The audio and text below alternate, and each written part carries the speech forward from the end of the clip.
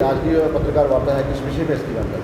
आज जम्मू कश्मीर और लद्दाख प्रांत शिक्षा संस्कृति उत्थान न्यास की तरफ से आज जहाँ पे एक प्रेस वार्ता रखी गई है और आज हमारे बीच में शिक्षा संस्कृति उत्थान न्यास के जम्मू कश्मीर और लद्दाख प्रांत के संयोजक प्रोफेसर सुधीर जी हमारे बीच में हैं। उनके साथ प्रोफेसर भव कुमार सिन्हा जी हैं। उनके साथ हमारे देवराज जी रिटायर हेडमास्टर हैं। रिटायर तहसीलदार जी हमारे बीच में हैं और अलग अलग जहाँ पे जोन से आए हुए शिक्षक इस प्रेस वार्ता में हैं। शिक्षा संस्कृति उत्थान न्यास पिछले काफ़ी सालों से शिक्षा के क्षेत्र में काम कर रहा है पूरे देश में। अभी पिछले दिनों उज्जैन में एक बहुत बड़ी राष्ट्रीय कार्यकारिणी की बैठक हुई है और उस बैठक में कुछ प्रस्ताव पारित किए गए हैं कि शिक्षा में कैसे और सुधार लाया जाए ताकि हमारा देश शिक्षा से आत्मनिर्भर भारत कैसे बनेगा। उन सब विषयों के ऊपर बात करने के लिए मैं जम्मू कश्मीर और लद्दाख प्रांत के संयोजक आदरणीय सुधीर जी से आग्रह करूंगा कि वो आप मीडिया के बंधुओं से बात करें। आदरणीय सुधीर जी। शिक्षा संस्कृति उत्थान न्यास ये बड़ा सुखद अनुभव महसूस कर रहा है कि आज इस प्रेस वार्ता का जो आयोजन कर रहे हैं श्री भूपेंद्र सिंह जी शिक्षक हैं और बड़े लोकप्रिय शिक्षक हैं और हमारे बहुत महत्वपूर्ण कार्यकर्ता हैं। इनको अभी पिछले कार्यकारिणी में राष्ट्रीय कार्यकारिणी में सह संयोजक का प्रांत के सह संयोजक का दायित्व दिया गया। तो हम इसीलिए यहाँ पर आए हैं, थोड़ा सा घर में मिलने के लिए, बताने के लिए कि बहुत अच्छा कार्य कर रहे हैं, समाज के लिए कार्य कर रहे हैं। और ये शिक्षा संस्कृति उत्थान शिक्षा के क्षेत्र में कार्य करने वाला न्यास है। हम शिक्षा के क्षेत्र में अब कानून तो बनाना सरकार का काम होता है, लेकिन सामाजिक संगठन या लोग उनका भी कुछ काम होता है, दायित्व होता है कि समाज में कुछ जागरूकता लाएं। हम ये कार्यक्रम करते हैं, ये समाज का कार्यक्रम है, समाज के लोगों के लिए है। हम कोई ना तो चंदा इकट्ठा करते हैं, ना किसी से पैसा लेते हैं, अपना करके जिसको जो कुछ है अपना करके आ जाते हैं, अपना गाड़ी पेट्रोल में तेल डाल के। समाज का है, आप आएंगे, कोई भी आएगा वो भी बोलेगा, आपकी बात कहेगा, अपना अनुभव हमारे साथ साझा करेगा। जैसा कि हम जानते हैं कि हमारा देश, हमारे लोग, हमारी संस्कृति बहुत अच्छी थी, विश्व विरासत में हमारा स्थान था, है और आगे भी रहेगा। जैसे नालंदा विश्वविद्यालय था, हुएन सांग चीनी यात्री यहाँ पर आया, उसने शिक्षा ग्रहण की और बहुत कुछ लिखा हुआ है हमारे देश के बारे में।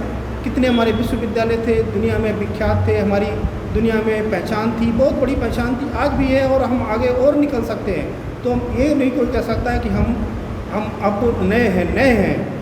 हम बहुत प्राचीन हैं, हमारी संस्कृति सभ्यता बहुत प्राचीन है और हम अभी जो कार्य कर रहे हैं, जैसे अभी भी समाज या देश में हमारा देश तरक्की कर रहा है और हमारा देश में विश्व में योगदान है, वो भी एक बहुत बड़ी बात है। लेकिन हम पहले भी बहुत बड़े थे, तो हमारी जो संस्कृति है, भाषा है, हमें इस पर अपना गर्व करना चाहिए। हमारी जगह जगह पर अपनी भाषाएँ हैं, जैसे कश्मीरी भाषा है, डोगरी भाषा है, और इन पर सब पर अपना गर्व करना चाहिए। और इस पर इसलिए भी गर्व करना चाहिए, भाषा, भूषा, वेशभूषा, खान पान, ये सब अपनी पहचान होती है। जहाँ ये मिट जाते हैं वहाँ पर उसकी संस्कृति सभ्यता समाप्त हो जाती, ख़त्म हो जाती है। जैसा कि आप जानते हैं कि पहले प्राचीन समय में भी हम विज्ञान में बहुत काम करते थे, ये विश्वविद्यालय थे, बहुत सब विज्ञान में काम करते थे, लेकिन हम आत्मनिर्भर भी थे। जैसा अभी आपने एक रिटिन दस्तावेज आया था, लॉर्ड मैकाले ने खुद बोला था कि उस देश को गुलाम कैसे बनाया जा सकता है। उस देश में कोई आदमी बेरोजगार है ही नहीं, वहाँ पर हर आदमी काम करता है, कोई कारपेंटरी का काम करता है, कोई गोल्ड स्मिथ का काम करता है, कोई पुराना अपना काम करता है, कोई गाय चराता है, कोई भैंस चराता है, दूध निकालता है, घी निकालता है, मक्खन निकालता है। हर आदमी हर काम में व्यस्त है, बड़े शांतिप्रिय लोग हैं और उनके पास सब कुछ है। जब सभी को काम मिलता है, सम्मान होता है, महिलाओं का सम्मान होता है, तो वो तो संपन्न होता ही होता है, कोई खाली नहीं होता है। तो पहले हम पूरी तरह से इसलिए संपन्न थे कि हमारे पास काम थे, आत्मनिर्भरता। तो हमें आज भी अब कुछ आ जाती हैं, समय समय पर बदलाव आते रहते हैं। तो हम इसलिए ये जन जागरण करते रहते हैं कि अपना समय व्यर्थ नहीं करना चाहिए। अपना समय का सदुपयोग करना चाहिए, अपने कामों में रुचि रखनी चाहिए, प्यार करना चाहिए अपने कामों में। अपने कोई भी काम है, जैसे सरकारी नौकरियां सीमित होती है, ये नहीं कि हमें और भी काम करने चाहिए। जैसे हम मशरूम उत्पादन है, पहाड़ी क्षेत्रों में जहाँ ठंडे स्थान है वहाँ मशरूम उत्पादन हो सकता है, टेम्परेचर कम होता है। या मधुमक्खी पालन है, बहुत अच्छी संभावनाएं है शहद उत्पादन की पहाड़ी क्षेत्रों में, यहाँ पर उसमें बहुत ज़्यादा कुछ लगता नहीं है और हम उसका कर सकते हैं। इसका मछली पालन का है, तो इस तरह से बहुत उद्योग धंधे हैं अपने छोटे छोटे कार्यों के लिए, सरकारें भी प्रोत्साहित करती हैं। तो इन सभी कामों में रुचि रखनी चाहिए, और रुचि रखने का एक और अच्छा तरीका है कि समाज में इसको प्रतिष्ठा मिले, लोग बड़ा सम्मान के साथ देखें। ये ना कहें कि हीन भावना की जो दृष्टि होती है उससे ना देखें किसी के काम को। अब देखिए क्या होता है कि कोई कहता है नहीं ये बहुत बड़ा काम है, ये कोई छोटा काम छोटा नहीं होता है, काम में व्यस्त रहिए। अब ये मत ये कहिए कि हम बेरोजगार हैं, हमें कुछ नहीं मिलता है। अब वो कुछ साधन है, उससे आप खुद लोगों के लिए बनिए कि उनको भी कुछ दीजिए, आप अपने साथ लोगों को जोड़िए, सामर्थ्यवान बनिए।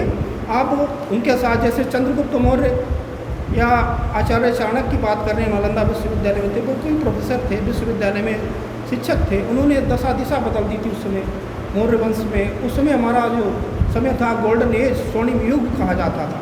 तो उन्होंने कैसे कैसे प्रशिक्षित किया, शिक्षित किया। तो हम ऐसे शिक्षा संस्कृति उत्थान 10 विषयों, 3 आयाम, 3 कार्य क्षेत्रों में काम करता है। 10 विषय ये हैं: चरित्र निर्माण में व्यक्तित्व विकास, शिक्षक शिक्षा, शिक्षा से आत्मनिर्भरता, महिला शिक्षा, महिला कार्य, महिलाओं के कार्य होते हैं, महिलाओं का स्वास्थ्य का ख्याल रखना, महिलाओं की शिक्षा का, महिलाओं के स्वावलंबन का, महिलाओं की सुरक्षा का, ये सब हमारा दायित्व होता है। कोई आदमी खाली खड़ा, उनका भी हमारा सबका सहयोग करना चाहिए।